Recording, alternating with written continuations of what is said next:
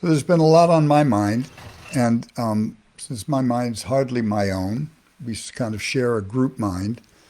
It occurred to me other people might have been thinking of stuff too. So I wanted to I wanted to review some things that the Buddha actually said because it's occurred to me that there are a lot of misperceptions about what the Buddha actually said, and that people in many cases are chasing a kind of cotton candy idea of enlightenment and judging their own lives negatively against it,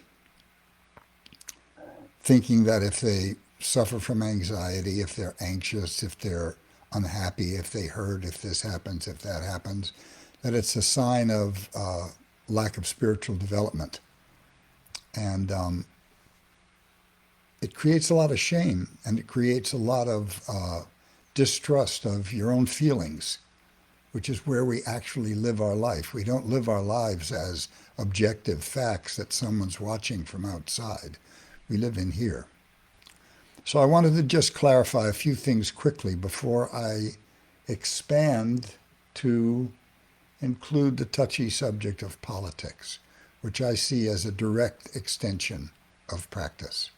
How we live together, how we practice politics is how we live together. So I don't know how many people have read the actual talk of the Buddha at Isipatana, the first talk he gave to his disciples after his enlightenment. And even before his enlightenment, it's worth noting that he spent 6 years in the jungles with ascetics, practicing privations of the body, operating from a dichotomy that body and spirit were two separate things.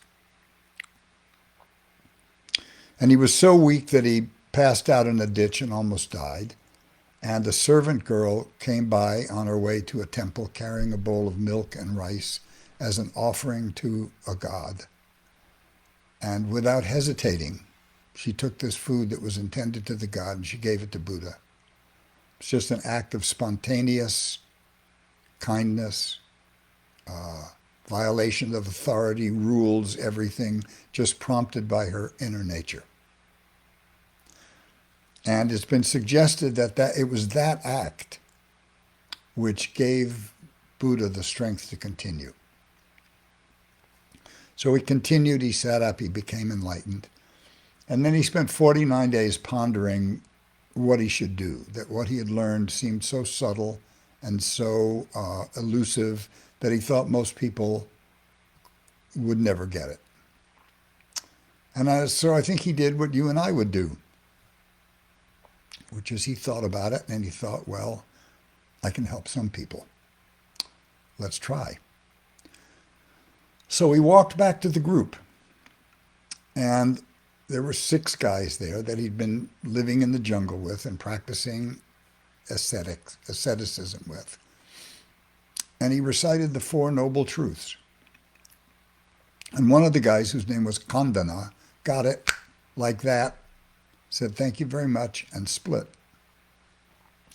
And the point of that story is that it's not really necessary to spend years and years and years and study texts and practice strange ceremonies. If your spiritual practice is ripe, enlightenment will fall from the tree.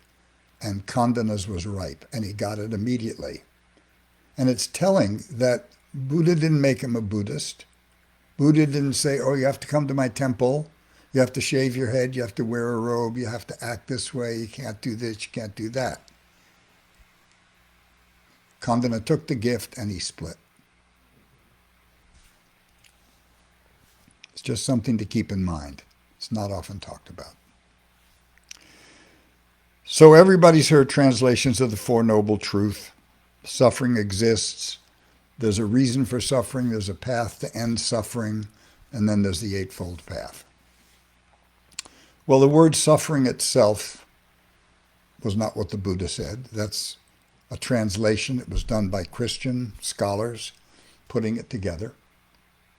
And there are some problems with that translation that have kind of accrued to Buddhist practice in general.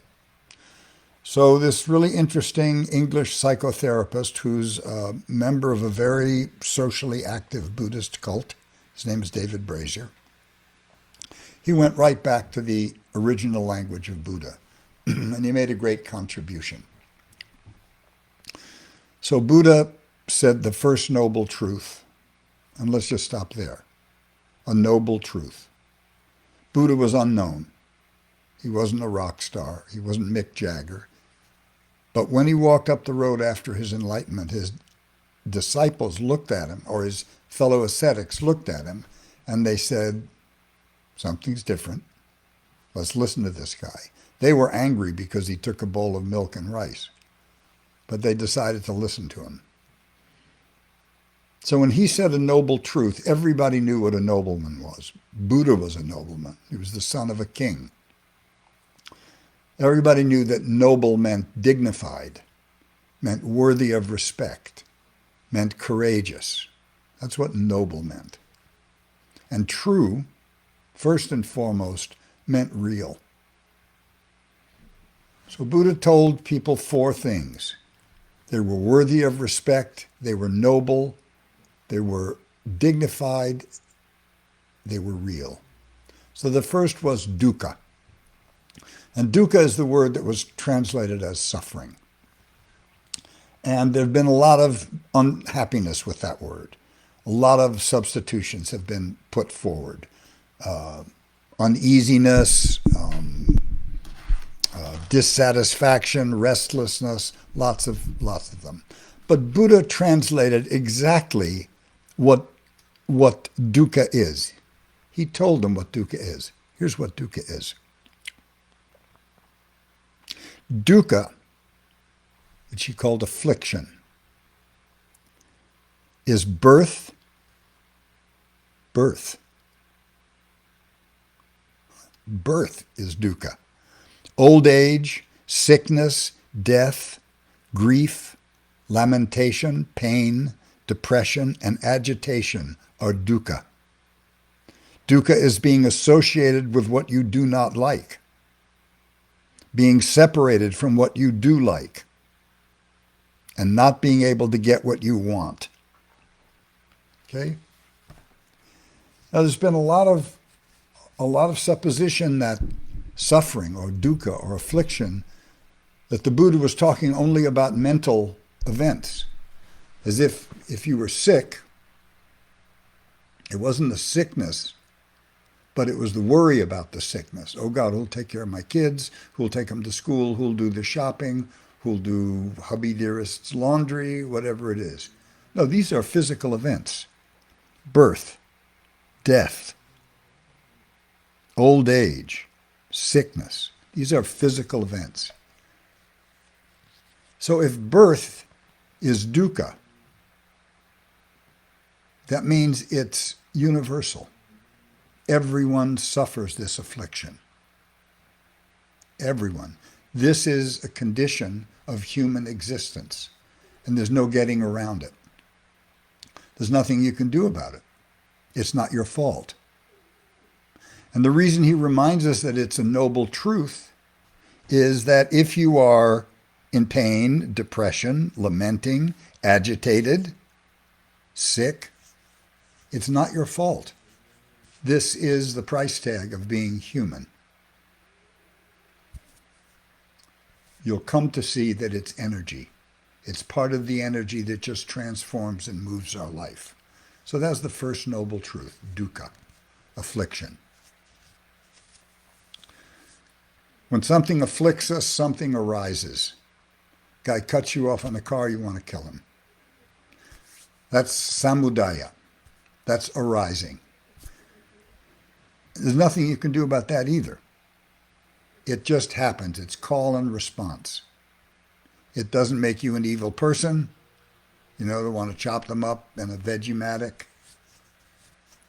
Chopping them up in a Veggie-Matic would make you a bad person. No two ways about it. But that arising, it's just arisen.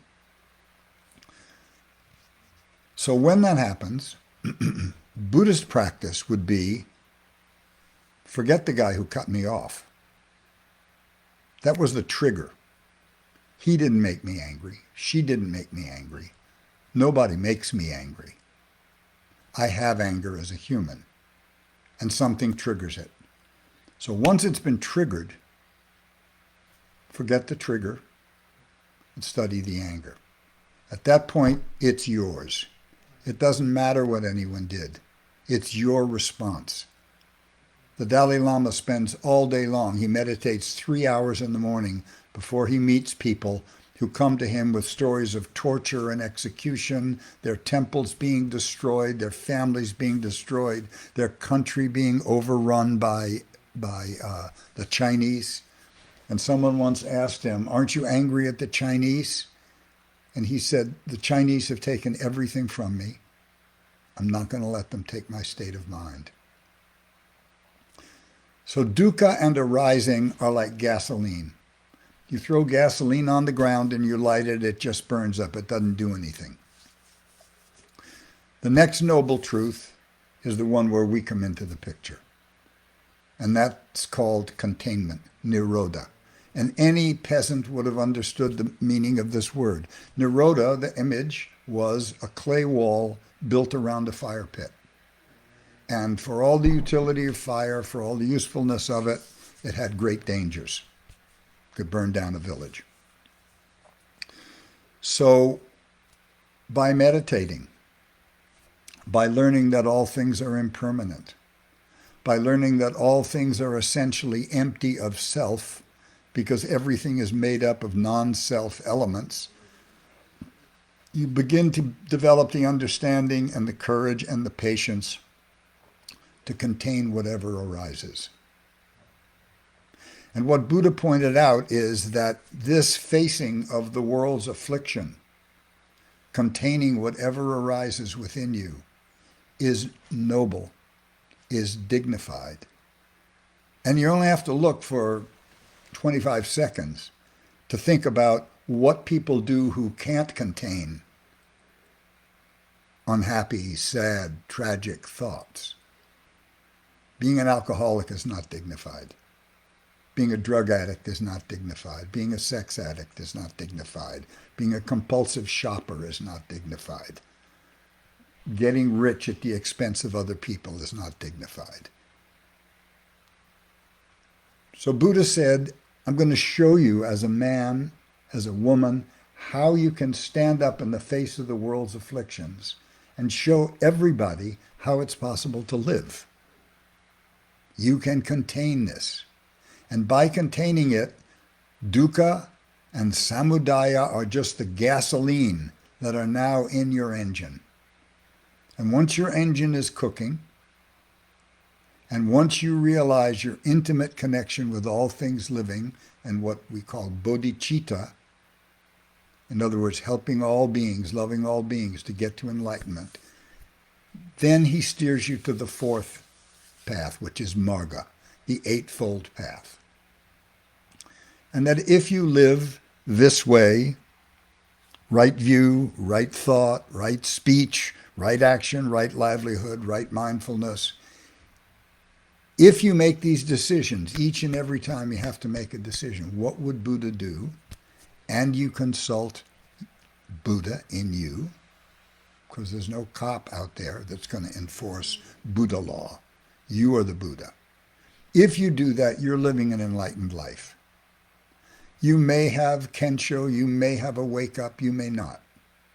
It's less important than that you live in this way, facing what arises in you, containing it to ensure that you're not doing any harm to other people, and practicing a life bent on helping people. That's the great saga that Buddha invites us to participate in, to model the life of a Buddha in our own lives, to show that it's possible, to let other people see it so that they pick it up and they carry it forward through time.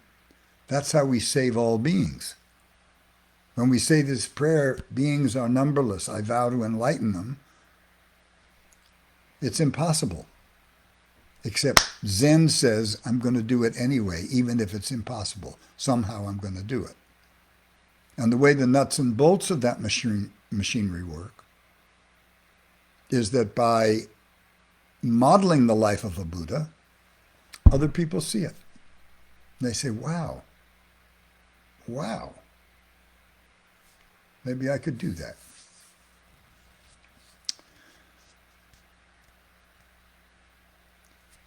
So we're at a kind of inflection point right now in American politics. We're at kind of a dangerous place. And the challenge is going to be on people who can contain their anger, contain their anxiety, contain their greed, model the life of a Buddha. And we didn't get here by accident. And I want to stress this. And I want to stress why politics is actually simply an extension of practice. We practice with people. It's that simple. And one of the main attributes we need as Buddhists is to be patient. We need to be patient with ourselves for our own flaws and errors, and we need to be patient with other people for theirs. Everybody who exists is a Buddha, is made of the essential emptiness of the universe, is not different than we are.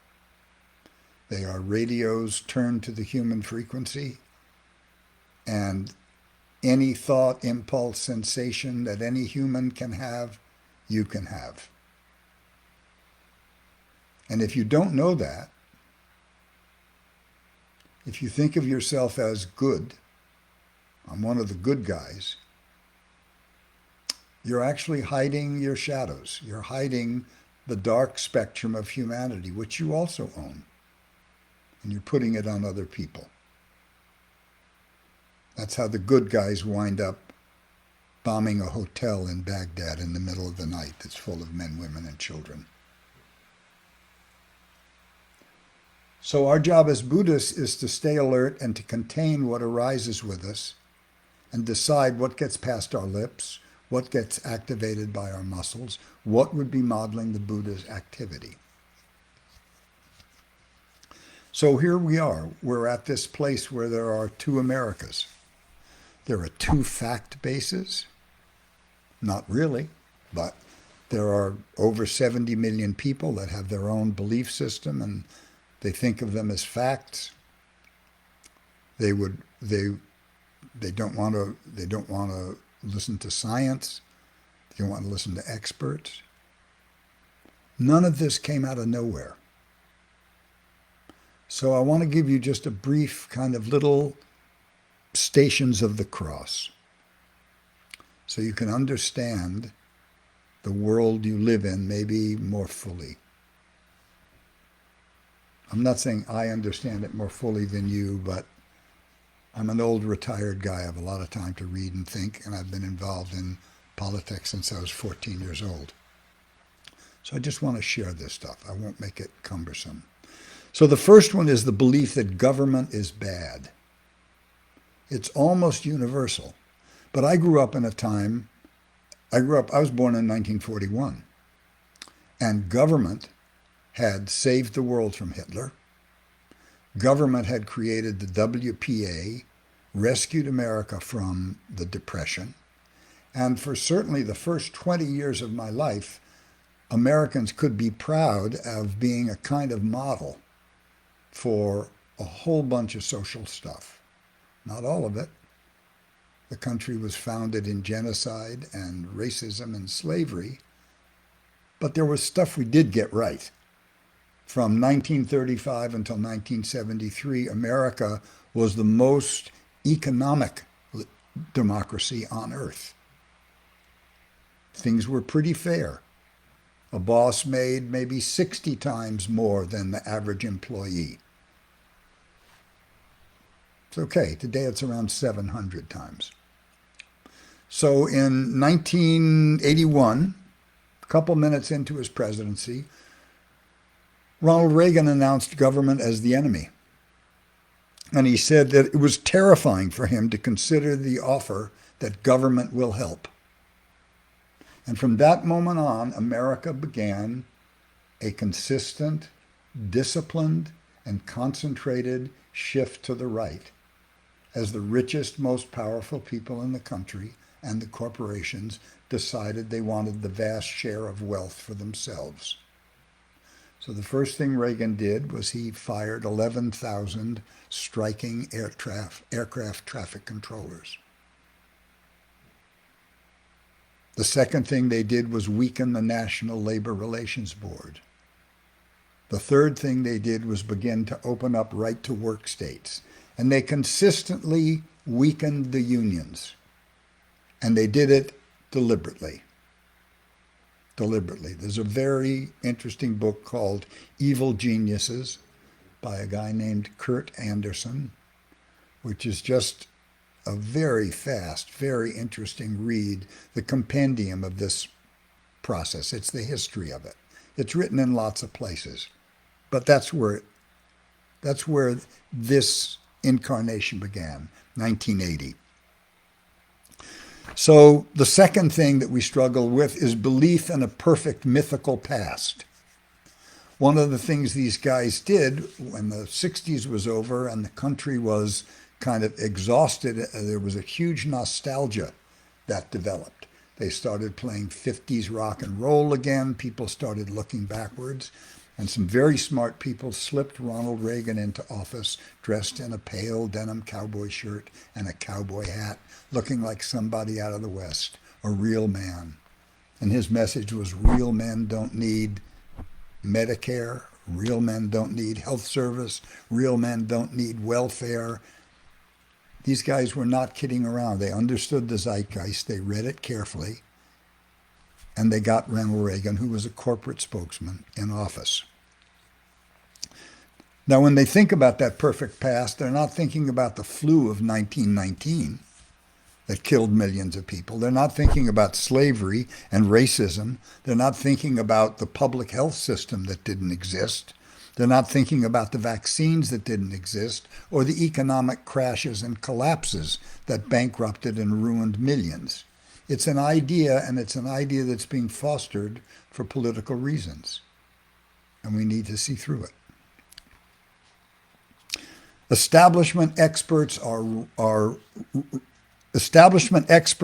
wrong, and science is suspect.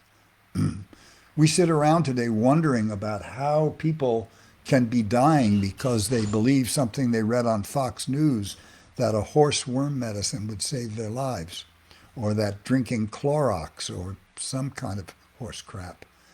But that didn't start recently. That goes way back. We have to go back to let's say the 1980s, when the coal, oil, and gas industries began conspiring against the science of global warming, spending $1 million a month on Washington advertisement to dispute the science. In 1973, 16,000 Exxon scientists came to upper management with a paper saying we need to change our business model because the burning of carbon is warming the environment. And what did Rex Tillerson and the upper management do? They hired the doctors from the tobacco industry, the scientists who cast doubt on the connection between tobacco smoking and cancer. They took away a 30 or 40-year head start fighting global warming. The tobacco industry, 30 years fighting the connection between science and cancer. So this is an old number. We call them the reckless right. And those same people discouraged the American people to believe in virologists and social scientists and doctors. Why? Because listening to them would be bad for stock prices. It would be bad for business. We would have to spend money to pay people not to get evicted, to pay people to stay home. So this has been going on a long time. Entitled to your own facts. This is another big struggle we're having today. So the systematic spread of the coronavirus and misinformation by Trump and the right wouldn't have happened without the 1980s and the creation of Fox News and Rush Limbaugh. So these people were put in place to echo perspectives that would be valuable to big business and the very, very wealthy in America. The people like Jeff Bezos who pay no taxes, the corporations that pay no taxes. So for 45, 50 years, there's been an ongoing propaganda assault against expertise, challenging the basis of facts, because they can't disprove them, so they cast doubt on it. Well, no one knows about global warming. Folks, we've lost 50 years. The entire world's on fire. Crete, Sicily, Italy, France, California, floods. We lost it because there were mechanisms put in place to keep us ignorant and make reasonable people doubt. You can't blame anybody for doubting or having doubts about the vaccines. They were done in a hurry. People could legitimately have doubts and fears about it. But compared to the facts of COVID, compared to mouthpiece who were saying, it'll be gone, there's only 15 people sick, there's only 100 people sick, and to having that reinforced day after day after day cost us over 600,000 people. Short-term profits are everything. Financial operators dragged healthy businesses into leveraged buyouts, piled them up with debt, made money, took them private, took them public again. This was all made legal by the Congress. The taxes were cut on the very wealthy from 70% over $2 million in Reagan's day, down to 50, down to 30-something, now it's 28%. It's not enough to run things. The country's bigger, larger, complex. Nothing in our military budget, which is as large as the next 9 largest countries on earth, protected us against a single COVID death, protected us against a single incident of global warming, protected us against a single incident of the economic collapse. And yet this concatenation of wealth that's concentrated in the military, that's completely fledged by fear, these completely useless wars in little countries far away, while we spend no energy, money, whatever, on Mexico, on Canada, on a Marshall Plan for Latin America, which might keep people home and safe, is bankrupting the country. We don't have daycare. Mothers or fathers can't go to work if they have to take care of their children. These things are not accidents.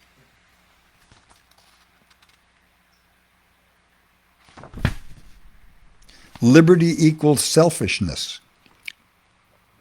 The right spent decades turning brat into a synonym for ultra-conservative.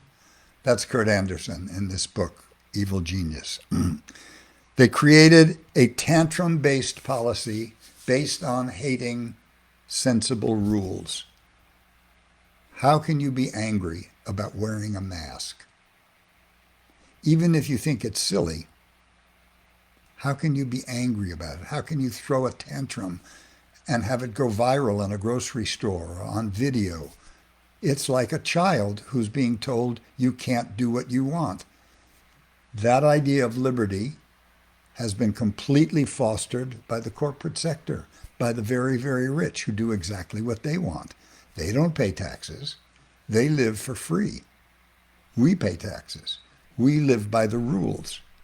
But now in an interdependent world, if somebody has Ebola, are you going to let them sit across from you in a restaurant without a mask because, makes my nose stuffy? These things did not come out of nowhere. In the spring of 2020, mobs of childish adults were excited to throw self-righteous tantrums on TV about being grounded by the mean grown-ups, while also playing soldier by carrying rifles in public. And finally, universal health care is a tyranny. A healthcare system already fractured, unfair, inefficient, confusing, and anxiety provoking as a result of its capture by for-profit medical industry is not serving the people. So this is the world we're in. And now that more and more people have begun to understand how the game works, the gloves are being taken off. And the Republicans are basically making plans to rule as a minority. The red cape they're waving to distract us is voter suppression, although it's real. But the bull they're going to stab to death is the power they're giving the legislatures, Republican legislatures, which they've captured by gerrymandering, rigging who gets to vote and where, by giving the power to those bodies to choose electors if they should believe that the election results are false. And so this whole Arizona fraudit is basically to throw doubt on our elections, which even Trump's officials said were the fairest, safest in the history of the country. So the gloves are off. And the people with all the money and who own the soapboxes and who have the power are saying they want it, they want their fruits for themselves, and they're taking steps to rule as a minority. And they're doing a good job. Just look at Mitch McConnell. Look what he can do as a minority. So it's up to us. And what can we do? Well, for the time being, what we can do is we can vote and we can register to vote. But even before that, we have to realize that when we have a protest or when we want to stand for something or when we want to argue something out, the audience is not the person you're arguing with. The audience is not the legislature or the mayor or the politicians in Washington. Standing on the street and shouting is next to no good. Because the audience is the broad mass of the American people who are watching and trying to figure which side they're on. They're not going to go with the mob. They're not going to go with people wrecking property. They want to see who they can trust. So I have a couple of just ideas about protest. I was actually asked to teach this a couple of years ago. I went to Harvard for a week to talk about the theater of protest. A protest of any kind, whether it's an argument or a bunch of something in the street, is an invitation to a better world. And nobody accepts your invitation when they're being screamed at. It's just that simple. So if you're going to go on a protest, I think there's a couple of rules to follow to ensure that they can't be captured and used as Republican videos for elections. The first one would be dress well, dress like you're going to church. That's what the original civil rights protesters did. They went out in ties and jackets to get the crap beat out of them in Woolworths. It's hard to paint people as terrorists if they're well dressed and well behaved. Every protest ought to have proctors, people who were given yellow highway department vests or something and a whistle. And their only job is to scan the crowd for violence and people who are misbehaving. And when they blow those whistles, everybody should sit down. Let the police see really clearly who's there for a ceremony of protest and who's there to kick shit up. Go home at night. You can't tell the cops from the killers at night. Come back the next day. And finally, I think protests should be silent. Let your signs do the speech, because let the audience, let the people in America between the Alleghenies and the Rockies see your self-discipline, because that's what they'll trust. Most of the people in the farm belt and in the middle of the country would never dream of screaming at a legislature. They just wouldn't do it. Even those young women who screamed at Jeff Flake in the elevator. My heart went out to them because I know that they had been abused and they were exercised about this. But he was not the audience. The audience was the farm families and the Rust Belt families and the blue collar families and the middle class families sitting at home trying to decide whose side they were going to be on. And they were not going to be on the side of somebody trapping a guy in an elevator and screaming at him. So I'm digging deep at this particular period, and even though I think that elections should be fully funded by the feds, and even though I think that corporations should not be allowed to donate, and that lobbyists should not be allowed to donate, this is the system we have. And I'm looking in every election where I can give 10, 20, 100, whatever I can afford, to candidates that I think are going to make a difference. Because if we lose the 2022 election, if we lose Governor Gavin's recall, if people don't vote not to recall Gavin, and we get a Republican governor in California, and we lose a senator, we're in real trouble. And in 2022, after the elections, this may not be the America you want to grow up in. It won't be the one that I grew up in. So it's a serious moment, and we have to deal with it from the inside out.